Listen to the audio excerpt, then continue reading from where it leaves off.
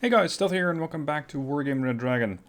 Today, a good old replay, but with a small twist. It is the larger version of Highway to Seoul, but this 3v3 comes with no income. That means that, yes, you can get conquest points, that's the mode that they're playing, but no, you cannot get any more points to buy new units. This is quite similar to the tournament that I ran almost a year ago at this point. Highway to Seoul was one of the maps that you saw quite often, although it was the smaller version of Highway to Seoul. This one was sent in by Sus Gaming TTV, and he states that through careful selection of units and making sure that they have the most cost-effective units, they can try and get as many sectors secure as possible. Because, and I'll reiterate, no income means that you cannot just keep throwing more and more units at a particular problem. You have to be picky. You have to be very careful.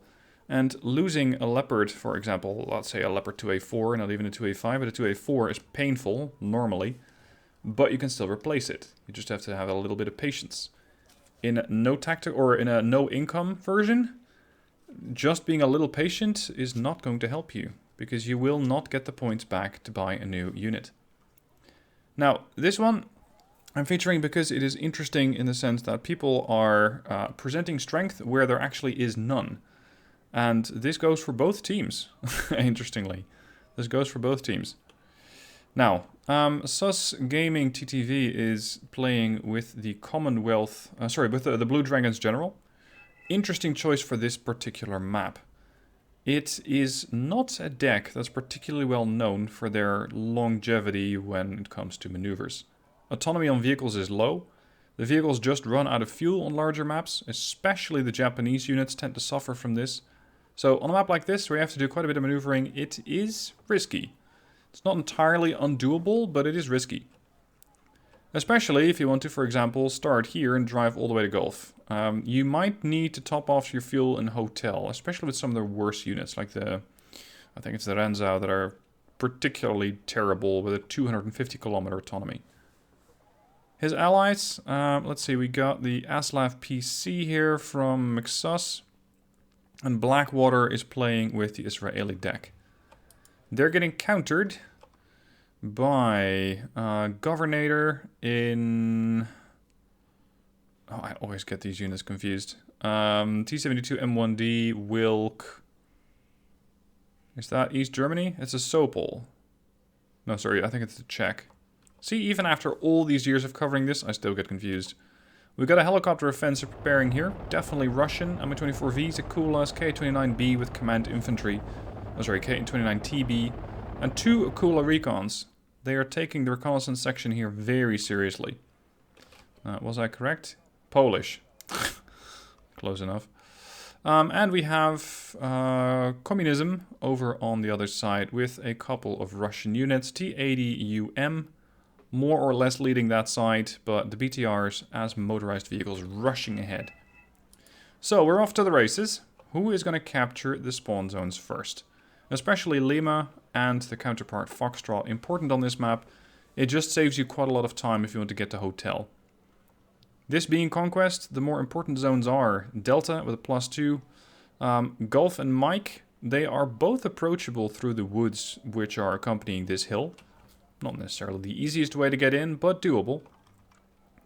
And over on the other side, we have Echo. It's a really large sector, especially on the smaller version of Highway to Seoul. It's usually a fight over Echo and Delta, because then the whole right side of the map just does not have any systems or any sectors in it.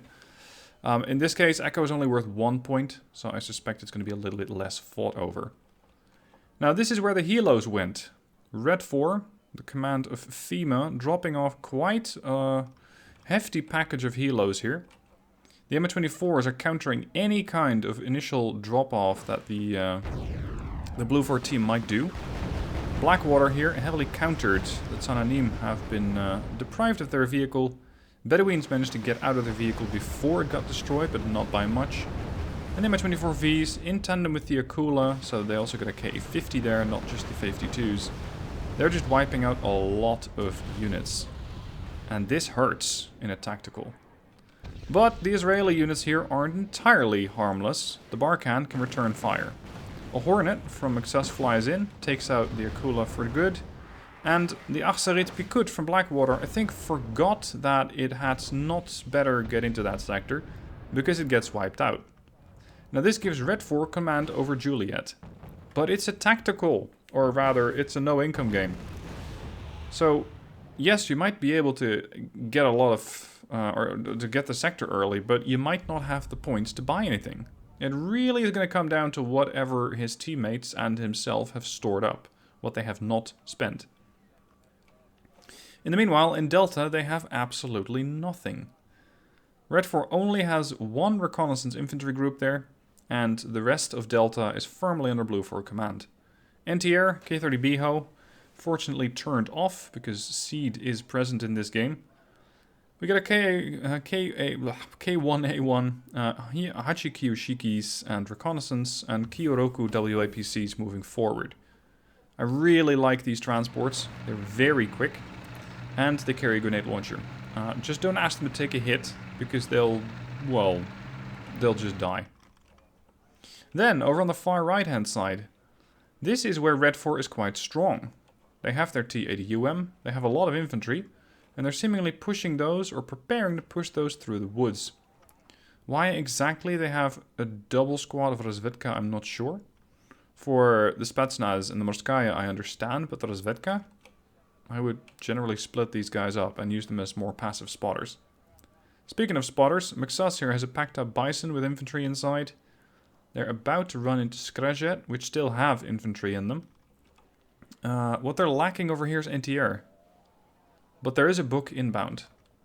Interestingly, Foxtrot has not been captured. And because it has not been captured, the book has to come all the way from over there. Which is why their support is lagging. As opposed to Blue 4, which can just call in units from here. Now the C2 Mexes, backed up by a Stormer, they have some infantry in here in the form of commandos. So they have some options. But T-80UM versus Leopard C2 Mexes is not going to turn out too well in favor of Blue 4. Now Blue 4 pushing through Delta, right in the middle of the map. And over on the far left, this is where we come to, well, what's the title of the video? Projecting Strength. Where there really is none. Because yes, Red 4 has command over Juliet, but that is exactly all that is in Juliet. Absolutely nothing. There is one command unit, and yes, they have helos, which I think are making a move to flank and get into Kilo. Which, considering the absolute lack of NTR or reconnaissance here, might actually work. So, Blue 4, well, they're not exactly projecting strength here. They're quite weak. Red 4, however, sort of projecting strength here, even though FEMA is saying, hey, I need a helping hand here. I need more units. I need some sort of defense. And there is one whole Sopel coming to help. Let's see. I'd say over here, both parties could be a little bit more aggressive. For some reason, they're not doing it. And for some reason, Red 4 is still not capturing Foxtrot, or maybe slightly higher priority, Golf. Without that +2, Blue 4 is gaining points at a steady rate. And this is going to hurt. Because this ticker is going to fill up always faster than you would like. Houdauden have been forced out of their vehicles by the BRDM Conquerors.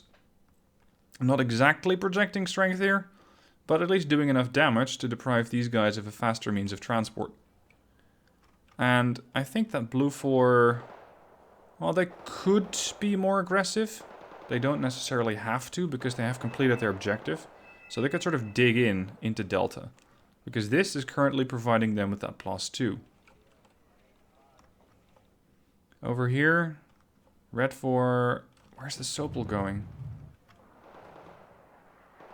I think that Sopel spawned into Juliet. And then is making its way back. Maybe over to Delta-ish. I can't really fathom another reason. Oh, maybe it's been... yeah, it's probably because it's been damaged. Now, Blue 4 is very carefully probing here with a couple of Tsananim. T-72 M1 Wilk having none of that nonsense and immediately wiping the squad out. Dorban LR in a somewhat uncomfortable position. Because these are HGMs, they're not direct contact troops. They're not supposed to go into woods and clear out sectors like that.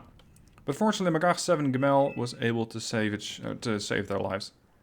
272 M1D here. Interestingly, not quite in cover. So if blue moves up a recon unit, they can actually get it. And what I'm quite surprised about is that Blue 4 is very carefully defending India. I mean, I get it. It's a +2. But Blackwater could definitely be quite a bit more aggressive here. Those Shermans and the Magach 7, those two units could be just pushed into here. And if Red 4 wants to counter them, at least you're forcing Red 4 to spend some units here. In the meanwhile, Red 4 has cleared out Kilo. And they are well on the way to doing the exact same thing in Lima. Yes, they're running low on fuel, but they don't need a lot of fuel. And this is also something that is quite dangerous, leaving your command transport right next to your command infantry. They won't necessarily take damage from the blast, but you are giving the enemy a very clear heads up, hey, this is where we are. Or at least the command unit could be close. This way, Blue 4 has no more spawns, interestingly. So how are they going to fix this?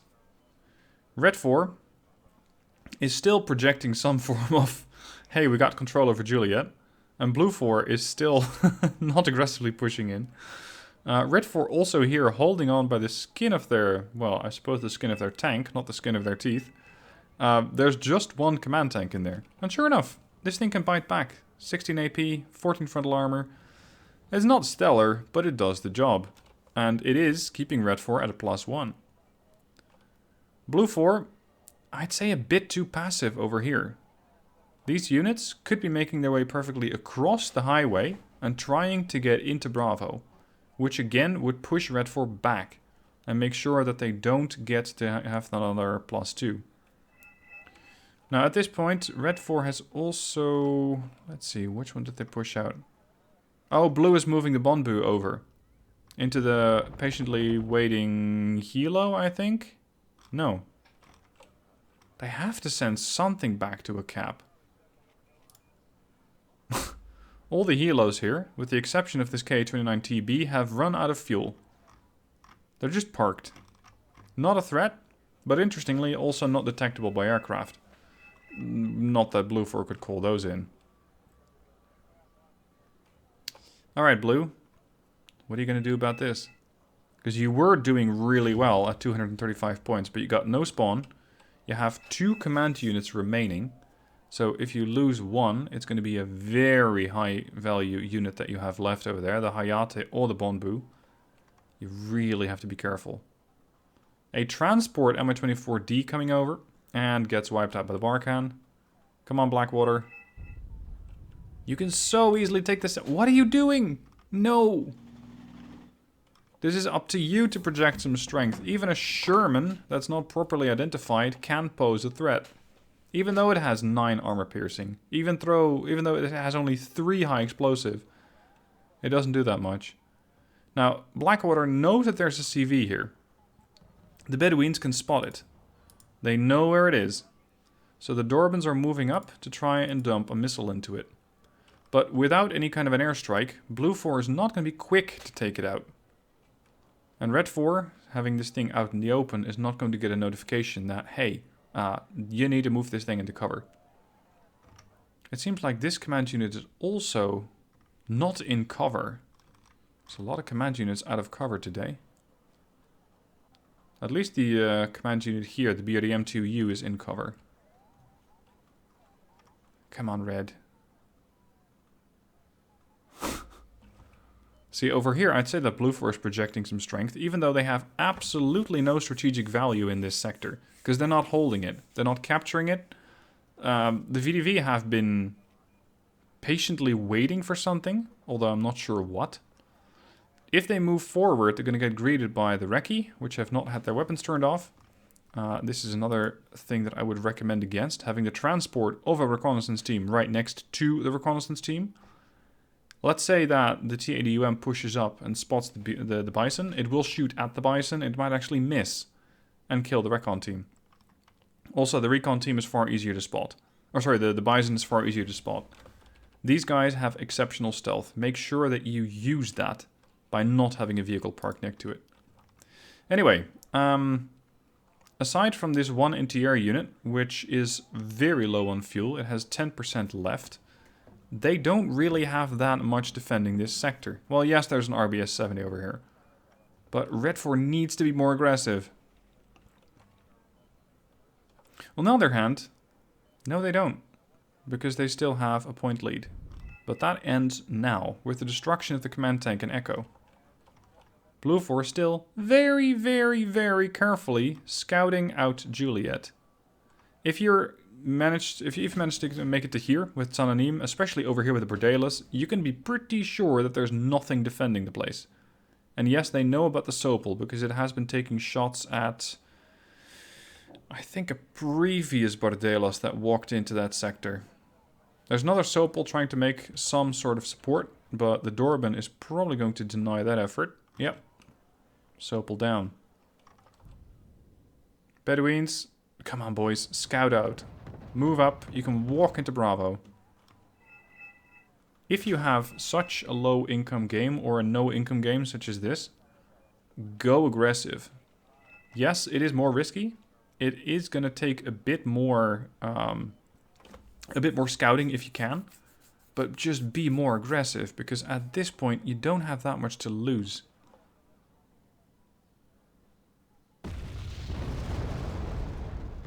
Yeah, see, this is another example of what I think Red 4 thought was a command position. There was a UH-1H hovering overhead, and I think Red 4 mistook that for, hey, my command unit's here, where the command unit's actually over there. So Sus Gaming was able to at least temporarily protect his CV. It's almost like he's concerned about an offensive coming in from behind him. Holy crap, where'd you come from? Did you walk all the way around the map? Because it must have come from Juliet when they still had control and when Blue 4 wasn't being very aggressive. Because the alternative is that Ural drove all the way around the map, skirting the edges, and then sending the Ural over here to try and resupply the helos. Now that is some dedication over there. That is some serious dedication. Blue 4, with the destruction of the unit in Echo and the CV that's been pushed out of Juliet, is once again at a +1. Shermans are moving out. This is, by the way, what I really like about these games with no income. I know some people absolutely hate them, but you have to be really careful with your units. It's not just throwing a whole wave of infantry at a target. And if it doesn't make it through, tough. We're just going to throw another wave. It's not possible. You need to be very, very careful. Now, this is a fair assessment by the 912. Oh. Yeah, you can write those off. One Highlander survived, but that is his thermobaric bomb, which immediately spawns napalm there. So that's the destruction of their infantry. Come on, Maxas, move forward. There is nothing there. Push to contact. Push till you find something. Houdauden, with their M67RR recoilless rifle. Those things are so atrociously inaccurate. 40%. And you can just see that the the projectile lands more or less in the vicinity of the Promet. But once the Promet starts returning fire, well, good luck with that. And then they wipe it out. Good work.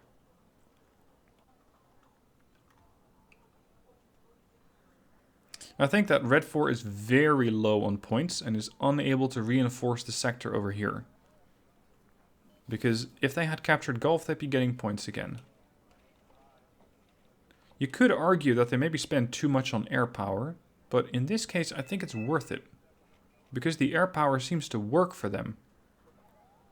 Red 4 has very little opposition from Blue 4 anti-air. Yes, they have some, but it's either turned off or it's shorter range. And they have complete air dominance. There's no fighter or anything that's coming out to get them. Even the seed is used to gun run, yes, gun run targets. It's not necessarily terribly effective, but if your seed can start doing gun runs, then the enemy has absolutely no anti-air. SU-22 is coming around again, trying probably desperately to keep the command infantry unit alive. Field tank explosion. They almost got it with a seed gun run. And now Blue Force moving in. Blackwater has managed to push the Shermans forward. The Bedouins have been able to push the command vehicle out. And with that, they're at a +3. A little late here from Communism with the Morskaya Pekota 90. I think they're trying to get to the K1A1 and the Bonbu, which they can. Just hop over here, walk through the field, and then, well, it's going to be a little uncomfortable, but you can definitely get to the K1A1 in time to kill it. But Red 4 is just not really being aggressive enough. Then again, they don't have the points, they don't have the vehicles, they lost too many. Over here, the Ka-52 has been refueled. The Ural's moving on to the next halo. But I think that these guys are not going to be capable of causing enough harm in a short period of time. Now in this case, if you're leading by already a +3, you can temporarily pull your CV out of India and move it to Juliet, and then you can spawn in new units again. That is, however, the normal thinking. I need to be able to spawn units. If you have no points remaining, if none of your teammates has any points remaining either, then you could argue, well, I don't even need to. I'm sitting comfortably over here, and I'm not going anywhere. You don't need to spawn anything in, I don't need to spawn anything in, we have no jets, whatever. Let's just ignore all of our spawn zones, because we simply do not need them. Red 4, once again trying a bombing run. I think this is something like CV here. No, it is not here, but they're getting closer. And Blue 4 is still slowly but steadily moving up. We got a bit of a fight going on here between the BHO and the the seaplane, not the anti-air, the seaplane. Immediately he turns it back off. Excellent. So it tries to lock on again, can't.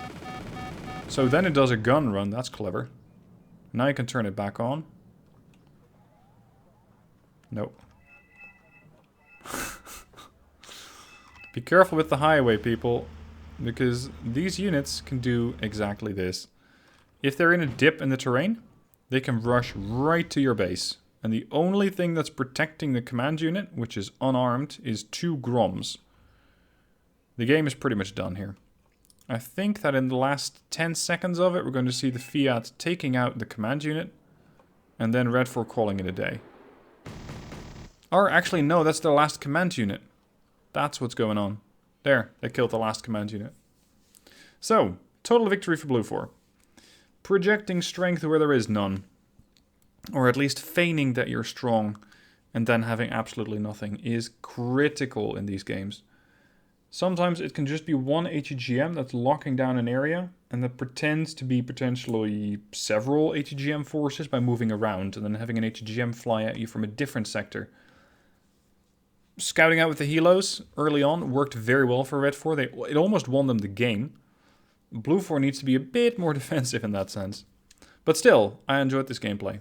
If you have any more of these, let's say more unusual replays, be sure to send them in. No income, very low income, more tactical oriented games are stuff that I really like to cover. Thank you for watching. Sus Gaming TV, Sus Gaming TTVs, thank you for sending it in. And again, if you have more replays, send them in through the link down below. Thank you for watching, hope you enjoyed, and I'll see you soon for more.